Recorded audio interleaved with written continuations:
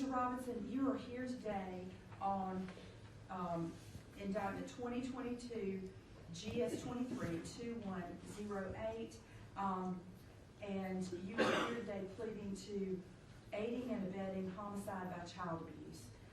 That carries 10 to 20 years. Is that your understanding? Yes, ma'am.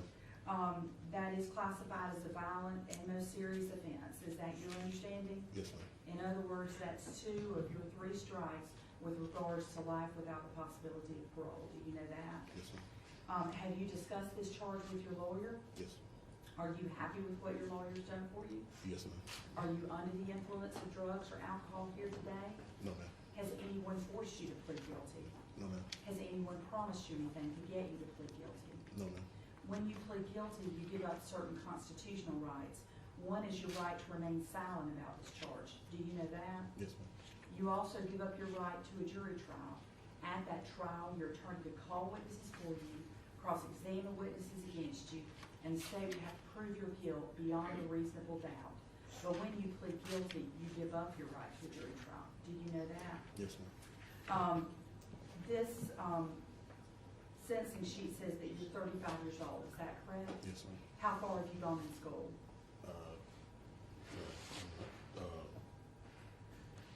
12th grade. I didn't graduate. Okay. 12th grade, but didn't graduate? Yes, ma'am. Do you have a GED? No. Okay. What type of work have you done? I worked at a chicken farm and at a Deuce warehouse manufacturing. It's basically a food line warehouse. Okay.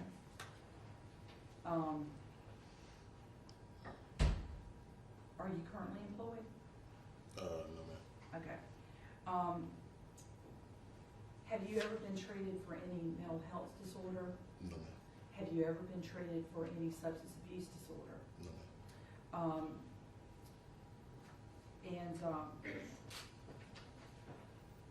How do you plead to this charge? Guilty. All right. I want you to hear the facts in this case. I'll have some other questions for you, and I believe the prosecutor is going to have some questions for you as well. Is that correct? Yes, ma'am. All right. And before we go any further, Mr. Robinson, will you raise your right hand? You swear to tell the truth, the whole truth, and nothing but the truth under penalty of perjury? Yes, ma'am. All right, you can put your hand down, and the answers you've given me here today have been the truth? Yes, ma'am. All right. Yes, ma'am. Thank you, Your Honor. May it please the court. On January 14th, 2021, around 2:15 rather, this defendant called 911 and stated, quote, "We have an emergency. Our daughter, she's unresponsive. She drank a lot of water. We tried to do CPR to get it out. Our 3-year-old daughter is choking on water right now." Police responded to 515 Selwood Circle within Greenville County and found 3-year-old Victoria Rose Smith unresponsive and badly injured. Co-defendant Ariel Robinson told first responders that they thought Tori was drinking too much water, but firefighters saw unexplained excessive bruising all over Tori's body. Deep purple bruising on her abdomen, bruising on her ear, bruising down her back, and up and down both of her legs. Police talked with Ariel Robinson, who gave an account of Tori's day on January 13th, 2021, and the events leading up to when this defendant called 911. She told police that the night before, Tori had thrown up on the way to church. Ariel Robinson said after church, they ate pizza at home and Tori seemed fine. They went to bed with no issues, she said. The next morning on January 14th, 2021, Ariel said Tori woke up, ate pancakes while she and this defendant were home alone with the child, and the other 4 children were at school. Ariel Robinson said Tori kept asking for water, and this defendant filled up her cup 5 or 6 times. She also said Tori said her stomach hurt and that she was cold. She gave her a heated blanket and was holding Tori when Ariel Robinson said the child went limp. Ariel Robinson then said she tried to perform the Heimlich maneuver because she thought the child was choking. While police were on the scene, this defendant maintained Ariel Robinson's account of what happened to Tori. "We took CPR training. She was pressing on her stomach," end quote. Investigator McGall asked this defendant, "Do you feel like her airway was blocked?" This defendant said, "I'm not sure. I was too busy trying to get paramedics here. She first thought she was choking. She tried to do the Heimlich." Investigators asked Ariel Robinson, judge, about the bruising on Tori's abdomen and whether it was there prior to EMS getting there. She said, "I did that." She said, "I was pushing really hard." Then an officer asked about the extensive bruising on Victoria's body. That's when Ariel Robinson blamed Tori's 7-year-old brother for the other bruising up and down her legs. She said he had anger issues. The officer further asked what a 7-year-old could do to cause such extreme bruising to the child's legs, and co-defendant Ariel Robinson said he'll pick up anything and hit her. Tori died, judge, later that day. An autopsy was conducted by Chief Medical Examiner Dr. Michael Ward, and he determined that Tori died from multiple blunt force trauma, and the manner of death was homicide. In Dr. Ward's terms, she bled out inside her own legs. Several days later, they were both arrested. After the arrest, Austin Robinson's attorney, Lucas Marchant, who's present in court, contacted the state and stated that his client wished to make a statement. No promises were given to this defendant, and the phone call was on this defendant's accord. The defendant came in voluntarily and met with police to tell what had really happened to Tori. He said he had not physically ever hurt Tori, but that his wife would spank and beat her. Austin Robinson said Ariel Robinson hit Tori with different things, including a belt, paddle, flip-flop, hand, or whatever. He said Tori got the worst of it for some reason when Ariel would become angry over eating habits, such as Tori taking too long. He told police how Ariel had become angry the night before Tori's death because she threw up on herself on the way to church. The next morning, this defendant said it all started when Ariel was fussing at Tori for not eating her pancakes fast enough, and that Ariel had put Tori on a timer. This defendant said he heard Ariel beat Tori with a belt from outside the house, and he could hear Tori crying. This defendant came inside and saw Ariel Robinson standing over Tori with a belt saying, "You're not done. You don't get to tell me when you're done." When he saw how badly Tori was beaten, he told Ariel, "Look at her. You've done too much. You've gone too far. You went too far this time." Ariel then put Tori in an Epsom salt bath. This defendant went off to CVS to buy medication to bring down the bruising, judge. This was at 1:00 p.m. 911 was not contacted until around 2:15 p.m. Law enforcement secured video from the CVS showing Austin Robinson, in fact, buying that liquid Tylenol that he talked about around 1:00 in his statement to police. Law enforcement also secured video from the church where the Robinsons attended church the night before Tori's death. The video at one point shows Tori being walked out of the church by Ariel Robinson wearing what appears to be nothing but a diaper and some undergarment, judge. And in the video, you see no visible injuries to the child's back, her legs, or her body at this time.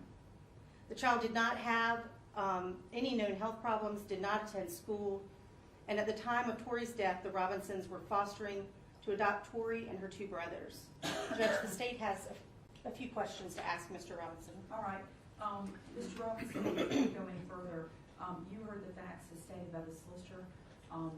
Is that what happened? Yes, ma'am. And how do you plead to this charge?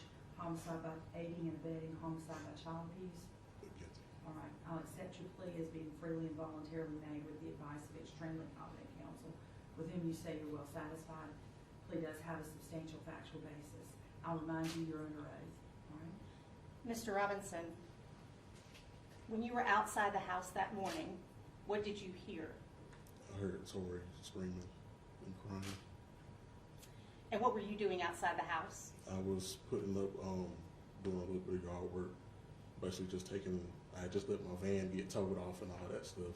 We was trying to get that fixed. But other than that, I was just trying to pick up like stuff from the backyard to the front yard, move to the front at that time. What was Tori screaming and crying about? Basically just getting fussed at by her mother, getting a whooping for not getting her food. And I'm sorry, you said a whooping? Yes, ma'am. Okay. Had you ever heard this before? Yes, ma'am. Can you speak a little louder? Yes, ma'am. So you were outside, you heard this whooping happening. Yes, ma'am. Why did you not walk inside? By the time I did walk in there, it was as if nothing was going on. Like I said, she was seemingly okay at the time. Okay. That morning when Tori woke up, was she fine? Yes, ma'am. All right. So at some point, do you walk inside to see what's going on with this whooping that's happening to Tori? Yes, ma'am. And when you walked inside, what, if anything, did you see? I saw the bruise. You saw the bruising. Yes, ma'am. Who was in the house when you came inside and saw the bruising on Tori? Ariel was. Can you speak up? Ariel was. And can you tell the court what, if anything, was Ariel holding at that time? It was a belt. And what, if anything, was Tori doing at that time? She was crying. What was Tori wearing? Nothing. Nothing. So you saw the bruising. Yes, ma'am. What did you say, if anything, to Ariel Robinson when you walked in? I just told her that it went too far. That we had gone too far this time. I should have stopped it. When you said that, what was Ariel holding? Okay. After that, what, if anything, did Tori do? She basically just tried to walk up the steps when Ariel went to go try to give her a bath, and Tori tried to walk up the steps, but she fell, and she tried to walk the rest of the way. Why did she fall? From the From what? beating. I'm sorry, what? From the beating. So she walks upstairs after falling. What happened then? I went to go get Tylenol while Ariel tried to soak her in the bathtub. Did Ariel's 7-year-old brother, with initials J.E., cause the injuries to Victoria Rose Smith on that day? No, ma'am. Where were the other children when Victoria was beaten by Ariel? They were at school. Nothing further, Judge. All right. Mr. Marchand? Judge, we thank you for accepting the plea. Obviously, this is a very heavy day for everybody involved. As everyone is well aware, the state is taking Miss Robinson to trial, I think on May the 9th. I believe the state will concur with the comments I'm getting ready to make about his cooperation. As has already been recited, we met with SLED and Simpsonville PD a very few days after I was hired. Met with them for several hours. We have met with the state for several hours in addition to that leading up to the plea today. We will continue to do so and cooperate with the state in the prosecution of the remainder of the case. I put all that on the record and bring it to your attention because I believe we need to probably address the issue of bond given that he has entered a plea. I would ask that you take into consideration his cooperation, the constant contact he has had with me, and I would point you back to the order that you signed back on April the 16th of 2021, where you granted a $150,000 bond with the conditions of HIP and GPS monitoring, no contact with any minor under 18 years old, must reside with his parents. Minors cannot be in the home. He cannot possess any firearms while on bond. If there were any HIP or GPS violations, that would result in his immediate arrest, and he will stay in jail until the case is resolved. The family court shall determine any contact with biological children, but must be supervised by DSS. As your Honor is aware, he is here today. We have not had any violations with Sentinel or the detention center. I believe he's been in 100% compliance with DSS as far as contact with his own children. He has not had any contact with the other would have been adopted boys. So I'm asking, and I think the state would concur so we can continue to prepare for trial, that he be allowed to remain out on bond. Prior to today's hearing, I made contact with Sonia Richardson with Angels Bail Bonding. I sent a copy of that statement to the court where she is agreeable to keep monitoring him even though he has entered his guilty plea until his sentencing date. So respectfully, we'd ask that he remain on bond until sentencing date. We are aware that he will need to go to the detention center to be processed on the direct presentment, and we're more than willing to do that. We do have some logistical things to accomplish this morning, but we believe it can be done today. All right. Your Honor, just a few things to put on the record. One, as I previously stated, the state made no promises or anything when Mr. Robinson contacted the state and gave his statement. And I wanted to be clear about plea negotiations in this case. All that Mr. Robinson has been given is the ability to plead under subpart 2 in the homicide by child abuse statute. Subpart 1 carries 20 to life. Subpart 2, as Your Honor stated, carries a mandatory minimum 10 to 20 years. So Mr. Robinson is going to prison. It's just a question between 10 and 20 years, what his sentence will be. We would ask the court to defer the sentence. The state is just asking for his truthful testimony at trial, and that once the trial is concluded, that he be sentenced by Your Honor within that range of 10 to 20 years in prison. All right. And the state has no objection to his previous bond conditions remaining in place? No, ma'am. All right then, very well, then I will leave his previous bond conditions in place. I'll accept the plea as I stated. I will defer sentencing on this matter pending the outcome of the trial. All right? Thank you, Your Honor. Thank you, Judge.